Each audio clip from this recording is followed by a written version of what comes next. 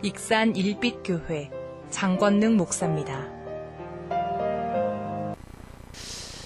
자, 오늘 이처럼 귀한 날, 복된 날, 김장하랴, 하여튼 뭐 공과금 준비하랴, 하여튼 여러모로 머리가 복잡하고 지글지글 하는데도 불구하고 하나님의 날에 하나님이 정한 곳에 하나님 앞에 나와서 예배하는 우리 사랑하는 성도님들 한 분 한 분에게 하나님께서 오늘도 예비하신 은혜와 사랑으로 우리의 마음을 부유케 하시는 은혜의 주인공이 될 줄로 믿습니다.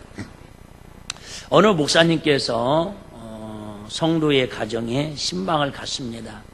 우연히 주방에 갈 교회가 있어서 주방 쪽에 갔더니 조그마한 미니 칠판에다가 이렇게 신방을 대비해서 점검할 사항을 매너 있게 써놓았습니다. 첫 번째, 집안 청소해놓기. 대부분 그러잖아요. 목사님 신방 올 때 집안 청소 하잖아요. 근데 이 집은 그래도 뭔가 교육적이고 행정적이고 깔끔해가지고 칠판에다가 냉장고 옆에다가 써놓은 거예요. 첫 번째, 집안 청소 깔끔하게 잘해놓기. 두 번째, 식사 준비하기. 물론 요즘 교인들은 목사님 집에 온다고 신방 온다고 식사 준비하는 분들 안 계십니다. 미리 말씀드리면 저도 개인적으로 집에서 대접하는 거 거시기 합니다. 말 잘해야 돼요. 말 못했다고 또 우리 목사님은 집에서 해주는 거 안 먹는다고 그랬다고. 그게 아니라 어쨌든 세 번째, 이것 때문에 얘기하는 거예요. 필히 꼭 별표 돼지머리 땡땡 치고 나서 성경 먼지 털어놓기. 웃는 분들은 추억에 뭔가가 있는 분들이에요. 옛날 부흥강사들이 시골에 와서 꼭 부흥회할 때 그런 얘기 많이 했죠. 주일날 예배 끝나면 장롱에다가 TV 위에다가 하여튼 저 싱크대 옆에다가 집어 던져놓고 아침에 주일날 가면 막 찾지요. 야, 엄마 성경 못 봤냐? 보니까 먼지가 수북이 쌓이고 툭툭 털어가지고 갖고 온다고. 그걸 갖다가 무슨 신앙이라고 그러죠? 털털이 신앙이라고. 주일날만 성경책을 털털 털어갖고 오는 신앙. 사실 그 성도의 메모가 목사님의 눈에 띈 것뿐이지 대부분의 저와 여러분들의 생활 패턴이 아마 이런 공통점이 있지 않나 생각을 해봅니다. 평소에 눈만 뜨면 스마트폰부터 여는 그런 사람들은 많을지라도 성경을 펴는 사람은 그렇게 많지 않습니다. 시간이 때로 주어지면 스마트폰을 열든지 TV 앞에서 리모컨을 켜지 성경을 읽기는 쉽지 않습니다.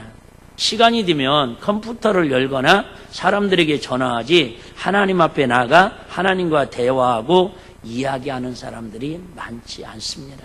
저도 마찬가지입니다. 일부 때도 얘기했지만 저는 지금도 목사임에도 불구하고 믿음이 없어서 눈 뜨자마자 막 무릎 꿇고 살아계신 하나님 아버지 오늘도 좋은 날 주시고 생명 주시고 내주시고 저 이런 기도 거의 안 합니다.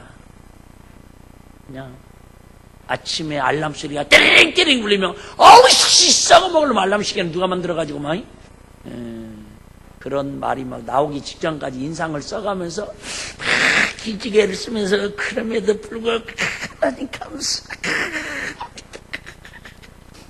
한번 해볼래요?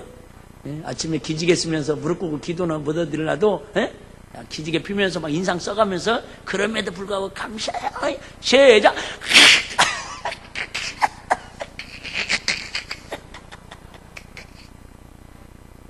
나만 그러는구나.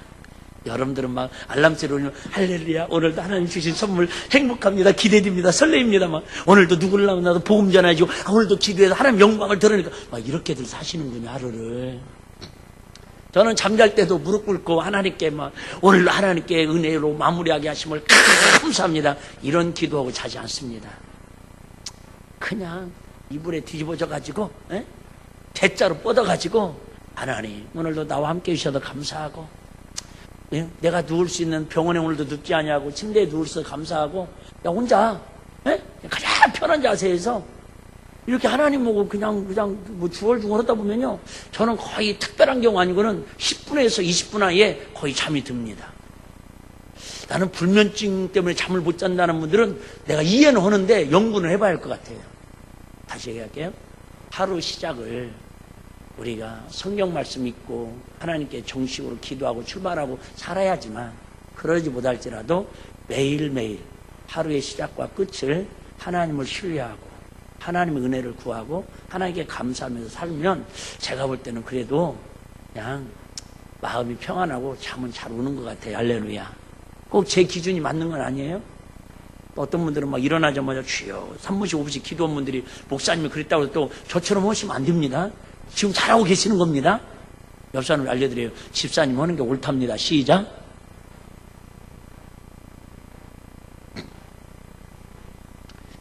말이 조심스럽습니다. 개인적인 얘기를 할 때는. 우리 유양어선을 타는 정 선장님이 한 2달 전에 저한테 카톡을 보내왔어요. 목사님, 너무너무 좋은 어플이 있습니다. 어플.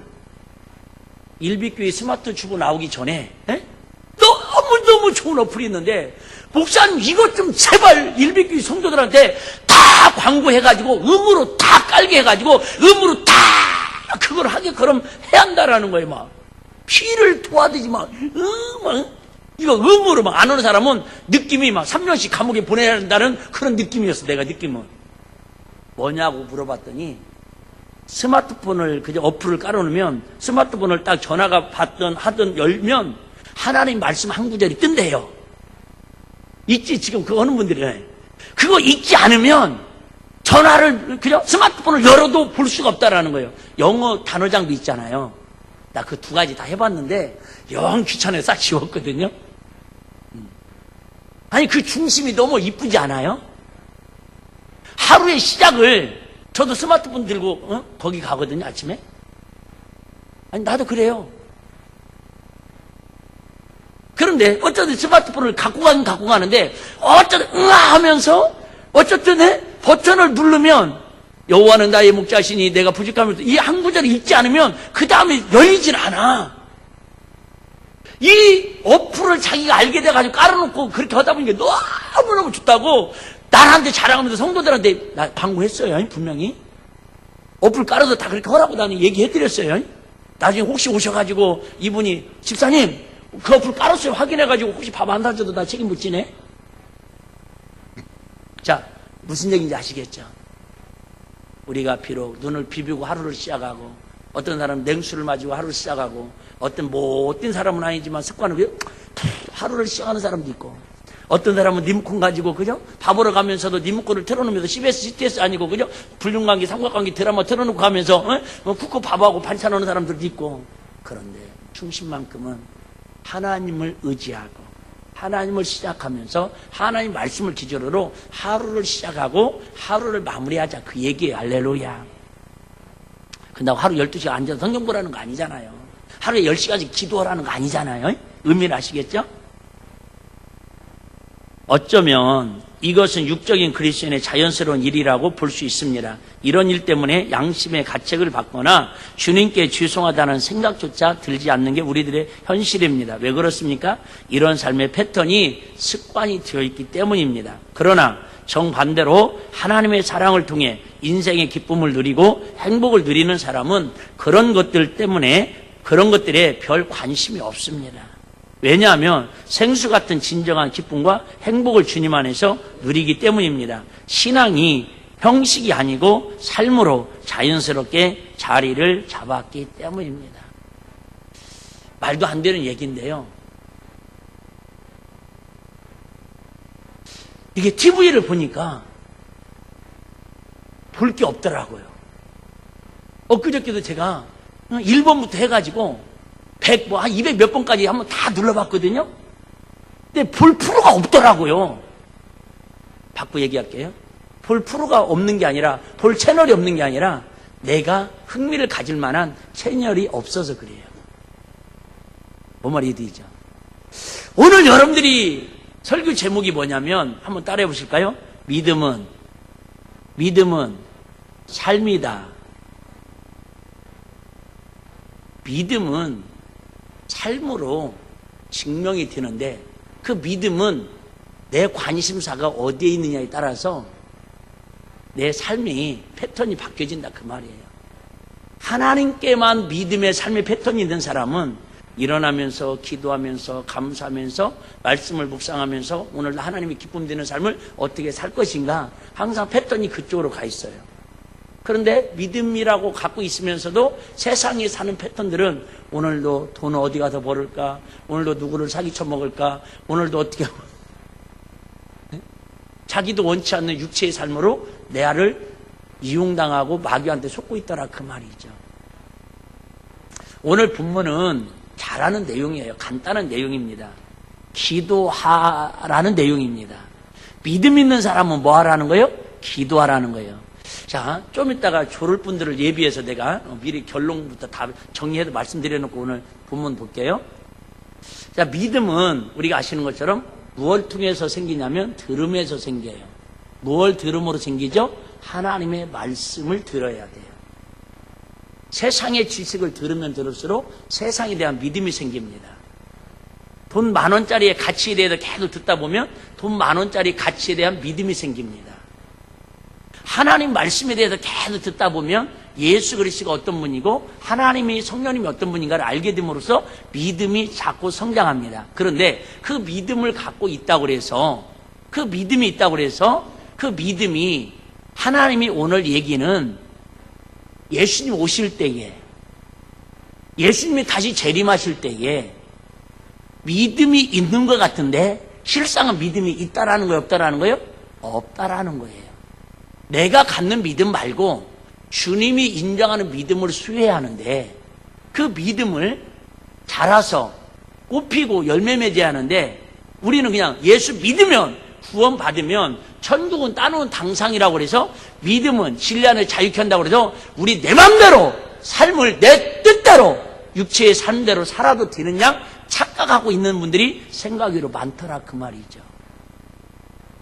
인자가 올 때에 어디에서?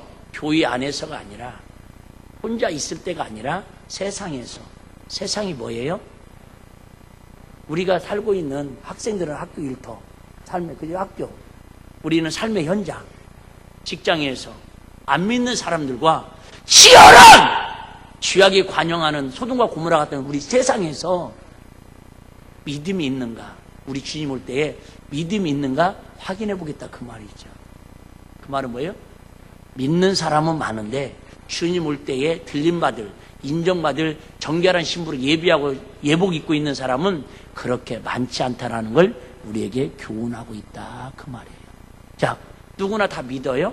그런데 주님 올 때에 들림받는 칭찬받는 믿음을 수여하라는 게 오늘 설교 핵심이고 기도는 누구나 다 해요. 기도 안 하는 사람 있어요? 다 기도합니다.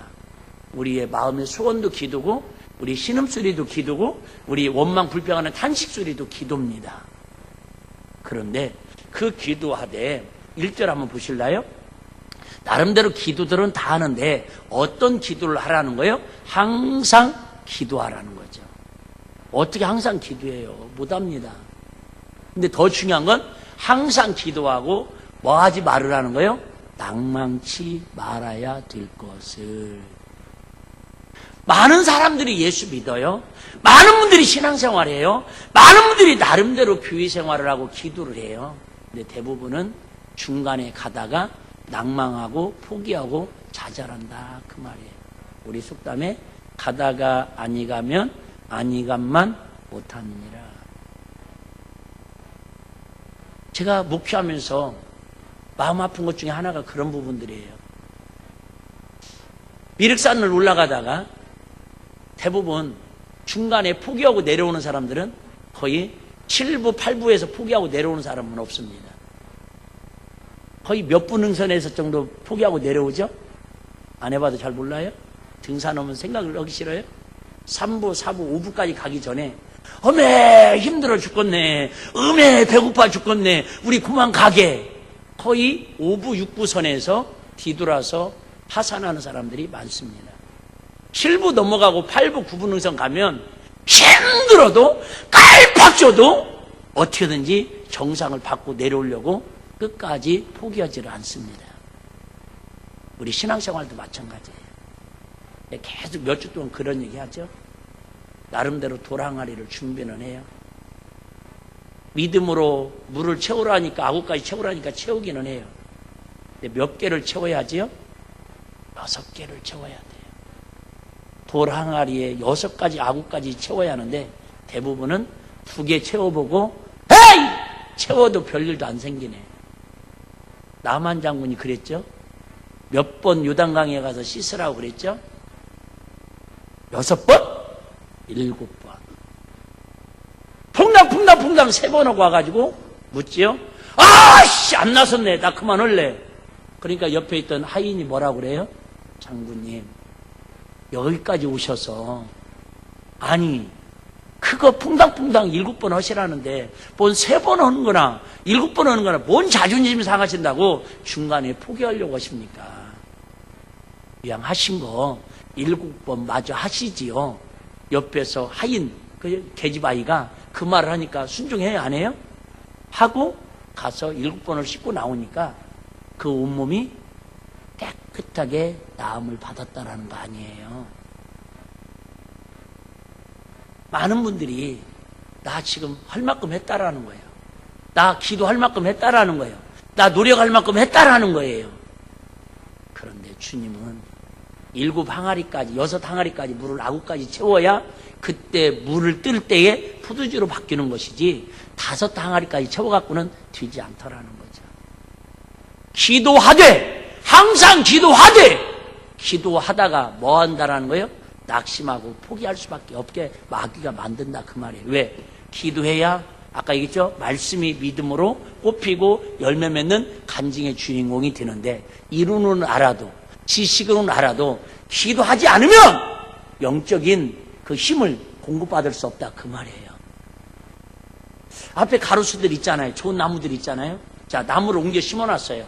옮겨 심었는데 거기다 물도 주지 않냐고, 영양분도 주지 않냐면 그 수백만 원, 수천만 원짜리도 그냥 죽을 수밖에 없습니다. 제가 몇 년 전에 어느 사업장에 신방을 갔더니 소나무가 쭉 뻗어 있는데 3그루 중에 1그루가 축 사망을 했더라고요. 물어봤어요. 아니, 소나무가 왜 죽었어요? 그랬더니요, 그분 말씀이 10년 전에 600만 원 주고 사다가 옮겨 심어놨는데 축 사망을 했대요. 아까워서 변해지를 묻하고 저렇게 쳐다보면서 속쓰리고 있대요. 여러분, 나무를 심었다고 그게 살아있는 게 아니다 그 얘기하고 싶은 거예요. 하늘산에 갔더니 쫙 뻗은 수백 년 된 나무가 내가 볼 때는 이파리가 죽어가는 것 같아요. 물어봤어요, 관리하는 분한테. 저 나무 죽은 거 아니에요? 저거 팔면 내가 볼 때는 몇백만 원을 받을 것 같은데. 예, 목사님, 죽었어요. 왜 죽였어요? 내가 막 혼냈어요. 나무를 왜 죽였냐고 그랬더니, 목사님, 산속이다 보니까 비가 많이 오니까 미끄럽지 말으라고 주차장을 치우다가 염화나트륨 소금을 뿌렸는데 눈을 치운다고 다 그 나무 밑에다 모아놨더니 소금물 먹고 나무가 축 사망을 했다라는 거예요. 여러분, 왜 우리가 하나님의 진리의 말씀을 먹어야 하고, 왜 우리가 낭망하지 말고 쉬지 말고 기도해야 하는 줄 아세요? 하나님으로부터 생명의 진리의 말씀을 공급받아야지, 잘못된 염화나트륨 들어간 소금물을 공급받으면 죽어요. 우리 교회도 조심스럽네. 그런 오해가 없었길 바라요. 앵두나무가 아주 토실토실한 앵두나무가 있었어요. 어느 날 가보니까 축 사망이 있어요.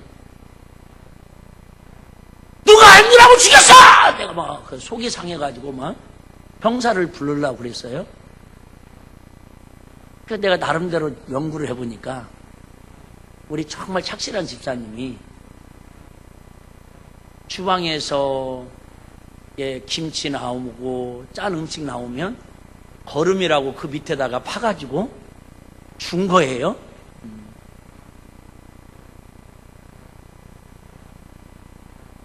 마둥에서 옥상에다가 화분이 있었어요. 시골에 아버님 집에 갔더니 복합비료 알아요? 비료에는 크게 2가지가 있죠. 요수비료하고 복합비료하고. 모르면 그냥 그런 게 있어요. 복합비료가 있길래 이만큼 한 10분의 1이나 있길래 화분에다가 비료 주고 싶은 마음에 그 전문가도 아닌데 전문가 이제 농부의 아들이라고. 난 농부의 아들이지 화분의 아들이 아니잖아요. 화원의 아들이 아니요. 그 옥상에 올라가가지고 언뜻 들은 얘기는 있어요. 직접 주면 이게 타 죽는다고 그래가지고 물에다가 복합비료를 탔어요. 커피를 적당히 타야 하는데 그래도 많이 먹으면 건강할 줄 알고 잔뜩 진하게 탔어요. 아니 한 달도 안 지났는데 화분들이 다 죽어가요. 야, 좀 잘 크고 이쁘고 강간에 꽃장 짓지 뭐라고. 내가 말에 큰맘 먹고 아버님의 유산 같은 복합비료를 갖다가 물 타도 줬는데 왜 죽냐 그랬더니 나중에 열어봤더니 뿌리가 시커멓게 다 죽었더라고. 나 그때 알았네. 비료도 많이 주면 죽는다라는 거. 그래. 세상의 것을 자꾸 우리가 공급받고 세상의 기회를 자꾸 우리가 받아들이면요, 아무리 내 안에 큰 믿음이 있었을지라도, 아무리 성령님의 역사가 내 안에 간증하는 주인공이 되었을지라도요, 자꾸 소금 염화나트륨을 눈 섞은 걸 갖다 주고 거름을 갖다 주면요, 그 큰 나무도 결국 뿌리가 타서 죽고 말더라 그 말이죠. 작년에 은혜 받았다고 지금 여러분 믿음의 삶으로 꽃피우고 있나요?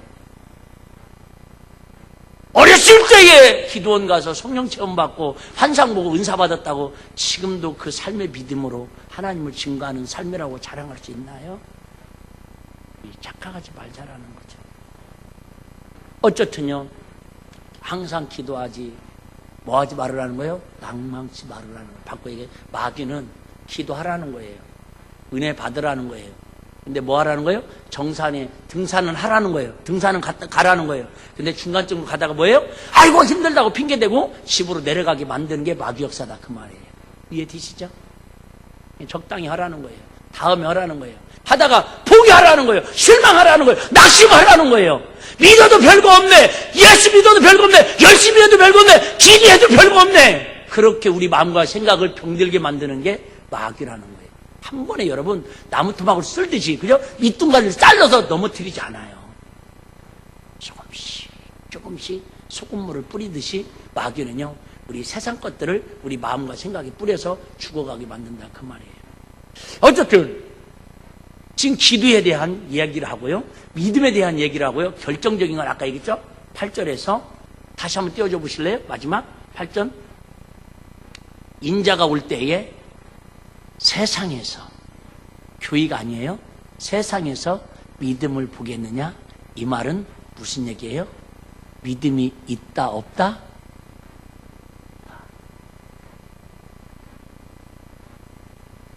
나름대로 예수 믿는 믿음은 있지만 세상에 나가서 예수님을 자랑하는 그런 믿음은 찾아볼 수가 없다 그 얘기예요. 오늘 보면 어느 도시에 불의한 재판관이 있고 불쌍한 과부가 있어요. 근데 과부가 뭔가 억울한 일을 당했어요. 제가 변호사를 사서 송사하려니까 변호사 비용이 없어요. 기본이 요즘 330이잖아요. 그래서 재판관에 찾아가서 나의 억울함을 하소연하니까 이 재판관이 죄송하지만 힘없고 빼곡고 하찮은 사람은 소리를 들어주지도 않습니다. 새벽에 설명했죠. 그럼에도 불구하고 너무 억울하고 속상하니까 매일 쉬지 않고 몇 날, 며칠, 몇 달을 불의한 재판관에서 나의 원한 좀 풀어주세요. 나의 억울함 좀 풀어주세요. 그렇게 하도 괴롭게 하니까 이 불의한 재판관이 하나님도 두려워하지 않아요. 사람도 무시해요. 그럼에도 불구하고 괴롭게 하고 귀찮게 하는 그것 때문에 그 재판에 그 과부의 원한을 풀어준다라는 게 오늘 비유입니다. 그러면서 하시는 말씀이 7절이죠. 하물며 하나님께서 그 밤낮 부르짖는 택하신 자들의 원한을 풀어주지 아니하시겠냐? 저희에게 오래 참으시겠냐? 뭐예요? 우리 하나님 우리의 기도응답을 해주시려고 애타게 기다리는데 그 기도에 아구를 채우지 못하고 있다 그 말이에요. 그러면서 다시 얘기합니다. 8절 내가 너에게 이르노니 속히 그 원한을 풀어주시리라. 주님이 우리의 원한을 풀어주신데 뭐하면? 밤낮 부르짖듯이 하나님 앞에 원한을 가지고 기도하며. 그러나 보셔봐요. 인자가 올 때에 세상에서 뭐예요? 믿음을 보겠느냐. 기도의 응답 받았어요? 불의한 재판관도 불쌍한 과부의 억울함을 풀어준다고, 우리 억울함을 풀어줄 수 있다는 거예요. 그런다고 해서 주님 오실 때에 그 믿음이 칭찬받고 인정받는 믿음은 아니라는 걸 얘기하고 있는 것이죠. 쉽지만 어려울 수도 있습니다. 로마서 1장 17절 말씀, 오늘 이 말씀을 암송하셔야 식사를 하십니다. 못 하시는 분들은 하시고 나서 암송을 하시면 됩니다. 참 착해. 복음에는, 복음, 기쁜 소식. 복음이 뭐예요? 예수님이 나를 위해 십자가 필려 죽으시고 부활하신 게 복음이에요. 이걸 믿는 게 복음입니다. 복음에는 하나님의 뭐가 나타나요? 의가 나타나요. 제가 자주 얘기하죠. 여러분, 신김치 먹은 사람은 입에서 신맛이 돕니다. 구운 계란하고 콜라 먹은 사람은 트럼이나 방귀 껴도 꼭 그 냄새가 풍깁니다. 복음! 하나님 나라! 예수 그리스도의 생명이 내 안에 믿음으로 자리 잡으면요, 우리 언어를 통해서, 우리 삶을 통해서 최소한도 예수님의 삶이 나타나는 것처럼 보여야 하지 않냐, 그 말이에요. 교회 와서는 분명히 목사, 장로, 집사, 권사인데 세상에 나가서는 도대체 저 사람이 어느 소속인지 구분이 안 된다면 죄송하지만 그게 무슨 믿음이에요? 그게 무슨 놈의 믿음이에요? 착각이지. 네? 복음에는 하나님의 의가 나타나야 한다니까. 복음을 들어가면 하나님의 의가 나를 통해서 드러나야 한다니까요. 여러분, 잘못된 비리를 줘도, 잘못된 소금을 눈을 갖다 줘도 나타나잖아요. 죽음으로 나타나잖아요. 잘못 먹으니까. 근데 하나님의 생명이 들어오고 성령의 기름 부음이 나타나는데 왜 우리는 세상에서 맨날 썩어지는 죽음들이 우리는 증거로 나타나냐, 그 말이에요. 뭔가 잘못된 믿음 아니에요? 뭔가 하나님을 기만하고 위식하고 가식하는 그런 믿음 아니냐, 그 말이죠. 내 얘기하는 거예요. 내 얘기하는 거예요. 나 이것 때문에 좀 괴로워요, 진짜. 우리 전사님처럼 범사에 감사하자고 하는데 난 죄송하지만 범사에 감사가 안 나와.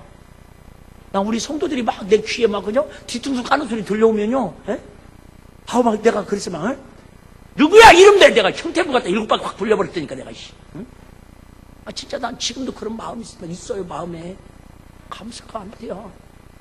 하나님의 믿음이 내 입을 통해서 복음으로 나타나야 하는데, 감사로 표출돼야 하는데 아직도 이거 경계되지 않아가지고, 아직도 이게 대담 숯불에 지려지지 않아가지고 막 말이 함부로 나가고 후회하고 그래요.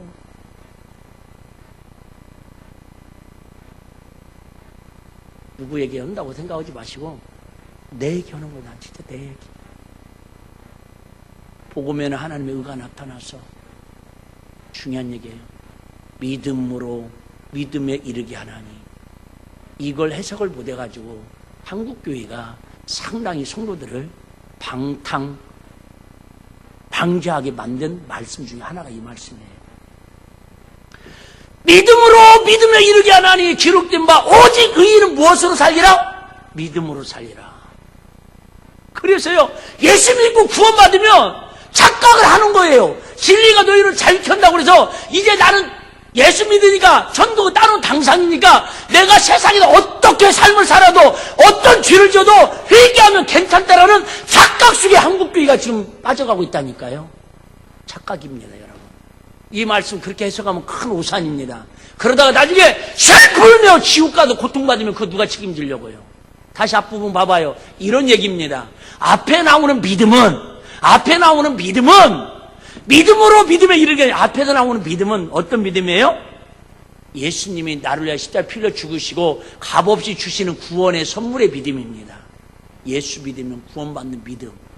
근데 그 믿음 갖고 있다고 천국 온전히 갈 수 있느냐? 그 믿음 갖고 있을 때 아까 있죠? 세상에서 내가 올 때에 믿음을 보겠느냐? 그때 그 믿음은 처음에 예수 믿고 구원받은 믿음이 아니라 믿음으로, 삶으로 하나님을 증거하는 삶을 살았느냐 그걸 보기시겠다 그 얘기예요. 똑같습니다 여러분. 하나님의 자녀는 자 우리 자녀들은 엄마 뱃속에서 10개월만 있으면 나오면 으아 하는 순간에 아들이든 딸이든 자녀가 됩니다. 근데 그 자녀가 끝납니까? 아니잖아요. 그 다음부터는 뭐 하는 거예요? 한마디로 말하면 답게 사는 거 아니에요? 유치원에 가면 유치원생답게, 초등학생이 되면 초등학생답게, 중학교 고등학생이면 학생답게, 청년이 되면 청년답게. 이해되시죠? 믿음에서 믿음으로 하는 말은 첫 번째 믿음은 말 맞아요. 십자가에서 피 흘린 구원의 믿음. 두 번째 믿음은요, 삶을 통해서 하나님 인정하는 그 믿음으로 하나님께 열매 맺는 꽃 피우는 간증의 주인공이 되라 그 말이에요. 여러분 생각해봐요. 이스라엘 백성들이 광야에서 애굽에서 출애굽할 때 모세가 아론과 그 이스라엘 백성들이 하나님 믿었을까요? 안 믿었을까요? 믿었죠. 잘 믿었지요. 그런데 하나님 왜 그들은 가나안 땅에 들어가지 못하도록 애굽에서 출애굽해가지고 광야에서 다 죽임을 당하게 하냐 그 말이에요. 착각하지 마. 나도 옛날에 성령 체험했었는데 지금은 세상에 맨날 휩쓸려서 소동과 고모라처럼 지에 휩쓸리고 세상 유혹에 휩쓸리고 육신의 정욕에 휩쓸려가지고 아직도 성경에 그런 얘기했죠. 개가 토했던 걸 다시 먹고 돼지가 뒹굴었던 곳에 다시 뒹구는 것처럼 오늘 은혜 받고 내일은 세상 가도 지혜도 뒹굴고 또 내일 모레 와서 은혜 받고 또 세상 가도 뒹굴고 언제까지 그럴 거냐고. 우리 하나님은 70번씩 7번이라도 용서하시는 사랑의 하나님이시지만 우리 하나님은 절대 두 가지 죄는 용서해 주지 않는데 첫 번째는 성령님을 회방하는 죄는 금세와 대세에 사함이 없다고 마태복음 12장에 분명히 우리에게 경고하고 있고 두 번째는 하나님께서 아주 우리에게 경고하는 죄가 있는데 그것은 고범죄라고 하는 죄예요. 고범죄. 무슨 죄예요? 알고도 의도적으로 하는 죄. 또 하고 또 하고 또 하고 습관적으로 반복적으로 하는 죄. 이것은 하나님의 이름을 예수님이 십자가에 피 흘려 죽으심을 기만하고 망각하는 행위라는 거예요.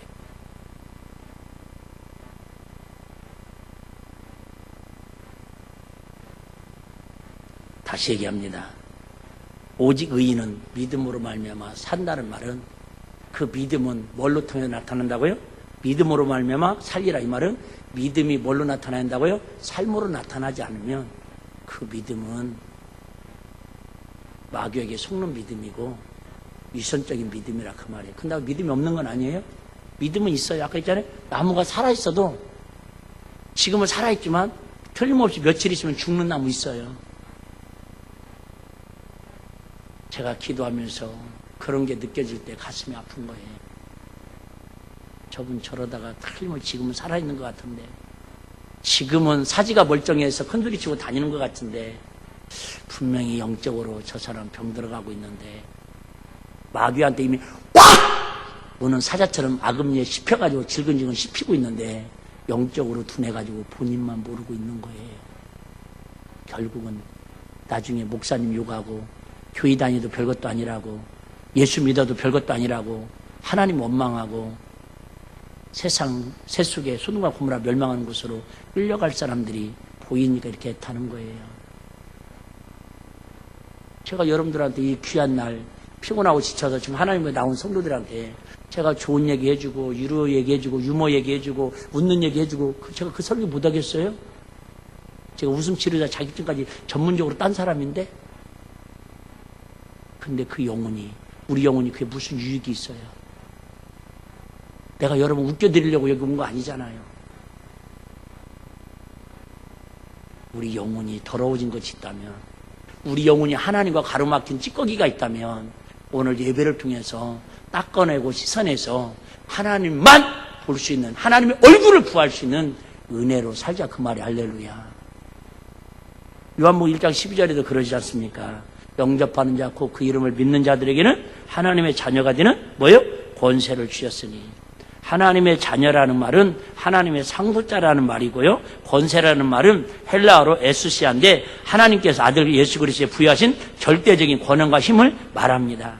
즉 하나님께서 우리에게 합법적이라는 의미가 있다. 그 말이 무슨 얘기예요? 하나님의 자녀의 권세가 있다는 거예요. 믿는 순간에 하나님의 자녀의 권세가 있으면 여러분 귀신을 명하면 귀신이 떠나가고 사단을 명하면 사단이 파괴되거든요. 이 영적인 권세를 가지고 왜 귀신한테 마귀한테 실질 끌려다니냐 그 말이에요. 언제까지? 네? 아니 한두 번 그럴 수도 있잖아요. 사춘기 아이들도 그러잖아요. 호기심에 한두 번은 그럴 수는 있잖아요. 근데 매일 그게 생활 패턴이 된다면 그거 안 되는 거 아니지 않냐 그 말이죠. 제 설교가 좀 부담되고 어려운 거 알아요. 자꾸 설교하기 위해서도 목사님들 일주일 동안 지치고 힘들고 피곤하고 세상에 찢기고 상해서 오는 성도님들 자꾸 사랑 설교만 하고 축복 설교만 하고 위로 설교만 해주라고 자꾸 권면을 해요. 사실 저도 그 설교가 맞다고 생각을 해요. 그런데 오늘 새벽에 내가 기도하다가 이런 하나님 앞에 이런 질문을 해봤어요. 잘 한번 들어보실래요? 5가지를 잘했어요. 5가지를 잘했어요. 근데 5가지를 잘못했어요. 그럼 그 사람을 평가할 때 여러분은 쉽게 말하면 잘한 사람으로 평가해요? 못한 사람으로 평가하고 싶어져요? 우리는? 대답을 안 하면 조는 사람 옆에 깨워서 당신이 대답해 그러시면 돼요? 다시 한번 물어볼게요. 제가 목회하는데 여러분이 생각할 때 우리 목사님은 잘못하는 게 5가지야. 뭐 잘하시는 것도 5가지야. 반반이잖아요? 그러면 여러분들이 목사님을 평가할 때 잘한다고 평가하고 싶어요? 못한다고 평가하고 싶어요? 애매하십니다요. 이렇게 얘기할게. 그러면 사과를 줬는데 누가 반절이 썩고 반절이 안 썩었어요. 그럼 그 사과가 좋은 사과라고 얘기해요? 썩은 사과라고 얘기해요? 이제 뭔 말인지 알아듣네. 먹는 걸 얘기해야 하는구나. 사람은요 5가지 잘하고 5가지 못하면 5가지 잘한 것보다 못한 5가지 때문에 저 사람은 그런 사람이야 딱 꼬리표가 붙어요. 이게 믿음 생활하면서 어려운 거예요. 심지어 제가 나를 변호하기 위해서 하는 얘기예요. 제가 봐도 아무리 객관적으로 주관적으로 나를 내가 평가해도 내가 목회를 10가지 중에 10가지를 잘못하지는 않더라고요. 황지수 집사님 제일 마음에 들었어요. 이따 식사하실 때 제 마음을 담아도 맛있게 드세요. 살도 찌지 마시고 많이 먹어도.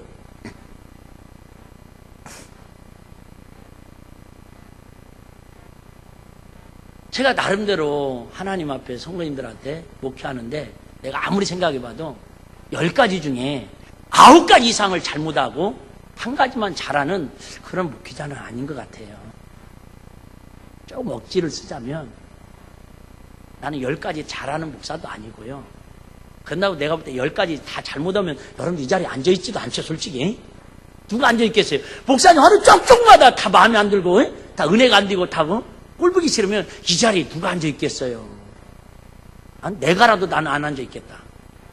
그런데 내가 볼 때는 10가지 중에 7, 8가지는 잘하려고 몸부림치는데 한두 가지 실수하고 잘못하는 거 그거 가지고도 성도들은 8가지, 9가지 잘한 건 생각하지 않고 1가지 잘못한만 가지고 은혜가 되네 안 되네 우리 목사님은 왜 설교 시간에 저러는지 모르겠다고 모여서들 뒷담화들을 까더라 그 말이에요. 뒷담화가 뭔 말인지 모르시죠? 담아내기를 뒷담화라고 그러는 거예요. 다시 얘기할게요. 우리가 믿음의 사람으로 하나님의 사람으로 세상 사람들은 그래도 내가 변화되어서 10 중에 7, 8가지를 잘해도 우리는 잘하고 있다고 생각을 하는데 세상 사람들은 우리를 향해서 한두 가지 잘못한 거 그거 보면서 예수 믿는 사람이 왜 저래? 100이 다 있는 성도가 왜 저래? 그렇게 우리가 손가락질을 당할 때에 하나님의 영광이 가려지고, 그래서 우리가 믿음 생활하는 게 사실은 쉬운 일이 아니다 그 말이에요. 똑같이 잘못해도 그러잖아요. 여러분도 그럴 거 아니에요? 자, 예를 들면 형준아, 그지? 2부 때 보니까 반갑다. 형준이하고 주한이하고 똑같이 잘못했다고 합시다. 예를 들면 그러면 집사님들이 그냥 똑같이 야! 왜 졸았어? 왜 늦게 왔어? 그러면 되는데 꼭 한마디 하고 싶은 말 있잖아요. 목사 자식이 그러면 되냐? 집사 자식이 그러면 되느냐?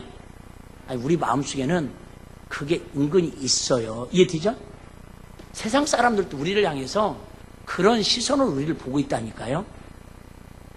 다른 교회도 아니고 일일이 다니는 집사님이 그러면 돼요! 이렇게 세상 사람들은 우리를 나쁘게 보면 험담하려고 고자질하려고 흉보려고 그러지만, 반대로 얘기하면 그만큼 저와 여러분을 신분을 하나님의 자녀로 높게, 기대치가 높아서 그러니까 우리가 그 기대치에 부합해서 살려고, 믿음으로 살려고 몸부림치고 하나님께 나가는 게 믿음의 삶의 은혜자야 아니냐 그 말이. 할렐루야. 다시 얘기할게요. 우리 완벽한 사람 없다니까요. 다 정도 차이지. 다 옛날에 어떤 목사님이 부흥회 때 그 얘기 하더라고요. 자기가 한때 그 조직에 이렇게 잠깐 있었는데 막 이렇게 소매치기 온대요. 그래갖고 이렇게 남의 거 뺏어온대요. 4-5명이 저녁에 모여가지고 다 호주머니 털하고 다 논대요. 다 수입 허문 거. 그런 거 하는 얘기가, 야! 양심껏 나눠? 양심껏 균등하게 나누자고 그런다라는 거예요. 뭔 말이, 문화로 들었어요? 남의 거 다 삥 떨어오고, 쓰리 해오고, 다 털어서 놓고는 양심껏. 그래요. 우리가 볼 때는 기준이 저 사람은 참 믿음이 좋아, 저 사람 믿음이 형편없어, 내가 판단할 수 있지만 그건 주님만이 판단할 수 있는 거지만, 그래도 아까 얘기했잖아요. 사과 보면 조금 썩으면 도려내고 먹으면 맛있어요. 썩은 것이 있는 걸일수록 사과는 더 맛있는 건 아시죠? 진짜 이쯤 돼서 사과 맛있게 먹는 방법은 여러분, 물론 이게 정품 말고요, 어떤 게 제일 맛있는 줄 아시죠? 까치가 한번 딱 찍어 먹은 거, 그거 챙겨 먹으면요, 세상에 제일 맛있는 사과가 그 사과예요. 감도 마찬가지예요. 왜? 짐승은요, 절대 맛없는 건 먹지도 않아. 로마서 10장 17절 한번 읽겠습니다. 그러므로 믿음은 들음에서 나며 들음은 그리스도 말씀으로 말미암니라.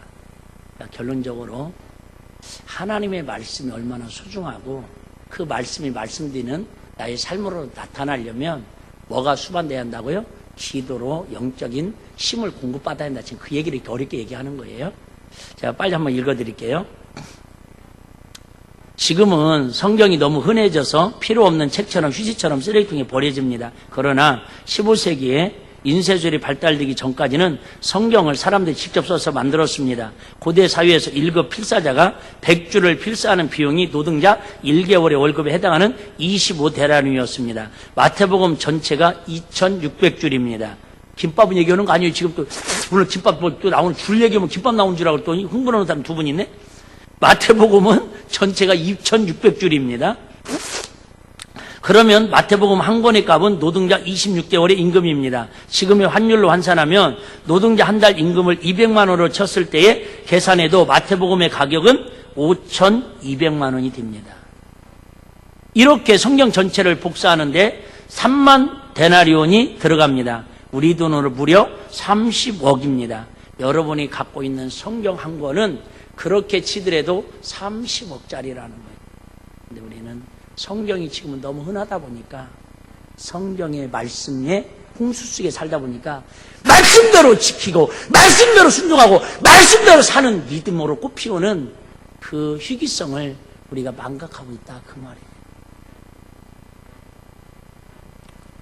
미국 백화점의 왕이라고 하는 존 워너메이커가 있습니다.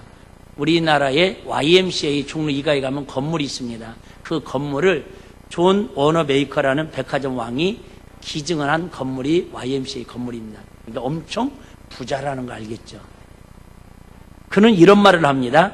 내 일생에 수많은 물건을 샀습니다. 어떤 물건은 수천 불을 주고 샀고 내 일생에 가장 귀한 것은 그저 수만 불을 주는 산 물건도 있지만 내 인생에 가장 귀한 것은 내가 12살 때 너무너무 힘들고 가난해가지고 벽돌 공장에서 알바해서 용돈을 모아가지고 산 2불 50센트. 우리나라로 치면 3,500원짜리 옛날 우리나라 성서 유니온 있었죠? 우리도 그거 갖고 다녔잖아요. 그 성경책이 자기 인생에 가장 귀하게 산 책이라고 고백을 합니다. 왜요? 그것이 가장 값진 물건입니다. 왜냐하면 성경이 오늘의 나를 만들었기 때문입니다. 그 성경을 읽고 또 읽으면서 말씀이 가르치는 대로 순종하며 살았습니다. 그 결과 일상의 삶 속에서 항상 하나님을 구하면서 살 수 있었습니다. 그리고 하나님께서 존 워너메이커와 함께 하셔서 놀라운 성공하는 인생을 살게 하셨습니다. 제가 우리 주보에도 사진 올렸지만은 제가 켄터키주에 가가지고 아브라함 링컨의 생가를 갔어요. 얘기했잖아요. 정말 시골에 전기도 안 들어오는 강단보다도 반의 반밖에 안 되는 그 운막 같은 집에서 네 식구가 살았어요. 어머니는 일찍 돌아가셔가지고 계모 밑에서 자랐어요. 도리어 그 기념관을 보관하기 위해서 백악관처럼 겉 건물을 잘 져놨더라고요. 근데 거기에 보면 여러분 몇 주 전에 스마트폰 그 주보 가면 사진 자료 있으니까 보셔봐요. 허스름한 낡은 성경책 한 권이 있어요. 거기 밑에 그렇게 써 있어요. 두 마디가 있어요. 오늘의 나를 있게 한 것은 첫째는 이 하나님의 말씀의 힘이요. 두 번째는 계모인 나의 새어머니의 신앙의 교육입니다. 아시는 것처럼 지금까지도 수백 년이 지난 기독교 역사에 세계 역사에 임금을 지내고 대통령을 지낸 사람 중에 가장 존경받는 사람이 바로 아브라함 링컨이 아니지 않습니까? 아브라함 링컨 아닙니까? 뭐예요? 그가 가문이 좋았어요? 그가 물려받은 재산이 있어요? 아니에요. 하나님 말씀을 수중히 여겼더니 그 말은 뭐예요? 성경책을 귀하게 여겼다는 게 아니라 그 말씀대로 피 흘리기까지 쥐와 싸워 하나님 말씀대로 살려고 몸부림치니까 하나님 그 삶을 말씀이 그를 이끌어가서 승리하게 하시더라 그 말이에요.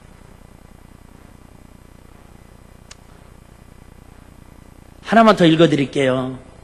WEC라는 세계적인 선교회를 설립한 시티 스터디라는 영국의 명문 옥스퍼드 대학 출신입니다. 재벌 명문가의 아들이었습니다. 그는 믿음으로 살기로 작정합니다. 그래서 중국과 아프리카의 선교사로 갑니다. 나이 들어 부모로부터 물려받은 엄청난 재산을 몽땅 선교와 구제를 위해 내놓습니다. 다시 말하면 너무 믿음이 좋아가지고 선교사 하다가 자기의 가문을 싹 들어먹는 알거지 됐다 그 말이에요.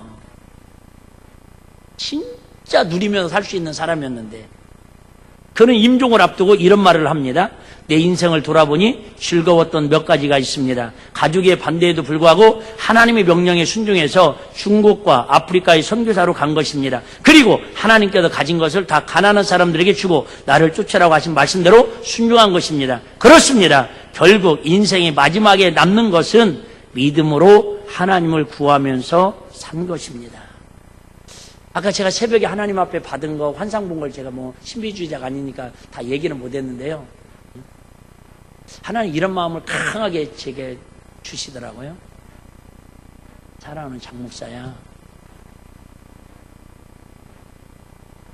오해하지 마고 들으세요. 오늘 신앙결신들 어차피 써야 하니까 11조를 열심히 하고 교회 헌금 생활을 열심히 하는 사람한테 물어봐라.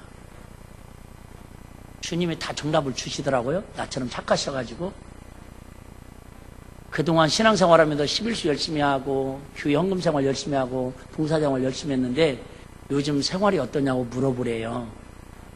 제가 여러분 대신 제가 대답해 드릴게요. 틀리면 틀리다고 손들고 그냥 의견을 표시해 보시봐요. 그렇게 주님이 기뻐하는 11조하고 전도헌금, 선교헌금, 주정헌금, 감사헌금, 교회생활 그렇게 열심히 했는데도 힘들대요. 주님도 그걸 아신대요. 안 힘든 분 있으면 얘기하세요. 나 11조 했더니 너무너무 부자 돼가지고 돈 쓸 곳이 없어가지고 걱정이에요. 목사님 얼마 필요해요? 10억 정도는 내가 그냥 바로 쏴드릴 수 있어요. 이런 분 있으면 의의를 제기하라 그 말이에요. 그 다음에 또 주님이 나한테 강하게 말씀하셔요. 또 물어봐라 성도님들한테.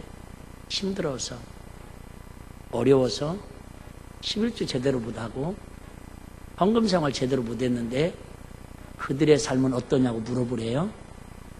여러분들이 대답 안 해도 돼요. 내가 다 해드릴게요. 주님이 다 알려주신 대답이니까요. 힘들대요. 어렵대요. 무슨 차이가 있어요? 오늘 설교 아주 제가 지금 웅덩이에 팍 빠뜨리고 끝내는 거예요, 지금. 시험 들기 딱 좋은 말씀이네.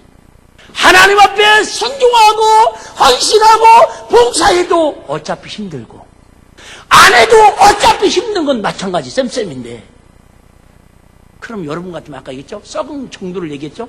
어떤 게 유익한 거예요? 하고 힘든 게 지혜고 유익한 거 아닌가요? 말귀를 못 알아들으시네. 이분들이 똑똑해가지고 잔머리 굴리냐고. 해도 힘들고 안 해도 힘들다면, 하고 힘들면, 주님이 나한테 주신 말씀이에요. 하고 힘들면 뭐는 남아요?